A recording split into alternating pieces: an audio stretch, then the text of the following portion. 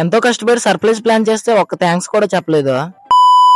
Hi guys, ఈ రోజు మా కాలేజ్ లో మా క్లాస్మేట్ అమ్మాయి బర్త్డే ఉందంటే ఆమెకు తెలియకుండా బర్త్డే పార్టీ ప్లాన్ చేసాం. అందుకే మా సాయిగడు నేను కేక్ కొనడానికి మా కాలేజ్ లో గంట పర్మిషన్ తీసుకొని సెంటర్ కి అయితే బయలుదేరాం. మేము కేక్ కొనడానికి సెంటర్ కి ఎందుకంటే మా కాలేజ్ చుట్టుపక్కల ఎక్కడ బేకరీ ఉండదు. మేము ఏం కొనాలన్నా సరే సెంటర్ కి వెళ్ళాలి. సెంటర్ లోకి వెళ్ళిన వెంటనే మాకు బాగా తెలిసిన అమ్మ బేకరీలోకి అయితే వెళ్ళాం. ఇవన్నీ మనకు బాగా క్లూజ్. కేకులన్నీ బాగా పరిశీలించాక ఫ్రిడ్జ్ లో కూలింగ్ కేకులు కొనేంత బడ్జెట్ లేదని చెప్పి నార్మల్ వెన్నెలా కేక్ అయితే పార్సల్ చేయించాం. పార్సల్ చేయించిన కేక్ ని పట్టుకొని మాకు ఇచ్చిన గంట టైంలో మళ్ళీ కాలేజీకి రిటర్న్ అయిపోయాం. నవ్వుకుంటూ హాయ్ చెప్పింది కదా ఈమె బర్త్డే పర్సన్ క్లాస్ రూమ్ బయట పెట్టి క్లాస్ రూమ్ లో ఆమె పేరుతో బోర్డు మొత్తం డెకరేట్ చేసాం. డెకరేట్ చేసి సర్ప్రైజ్ చేద్దాం కళ్ళు మూసి క్లాస్ రూమ్ లోకి తీసుకొచ్చాం. కళ్ళు తెరిచిన వెంటనే సర్ప్రైజ్ చూసి ఎంత హ్యాపీగా ఫీల్ అయింది. ఫ్రెండ్స్ అందరినీ గ్యాదర్ చేసి లేట్ లేకుండా బర్త్డే గర్ల్ తో కేక్ కట్ చేపిస్తుంటే పక్కనే అమ్మాయి చేసిన షార్ట్ సౌండ్ అయితే ఒకసారిగా క్లాసెస్ మొత్తం సైలెంట్ అయిపోయి ఆ వాడు గిఫ్ట్ ఇచ్చే స్టైల్ చూస్తే చాలా నవ్వొచ్చింది. ఎంత చేసే పార్టీ లేదా పుష్ప అంటే ఏం పార్టీ రానింది. ఆ మాటకు సెలబ్రేషన్ తో పాడైన క్లాస్ మొత్తం అంతా తుడిపించాం. ఇలాంటి బర్త్డే పార్టీలు మీ ఫ్రెండ్స్ కూడా చేస్తే కామెంట్ చేయండి. వీడియో నచ్చినట్టయితే మన అకౌంట్ ఫాలో అండ్ సబ్స్క్రైబ్ చేసుకోండి.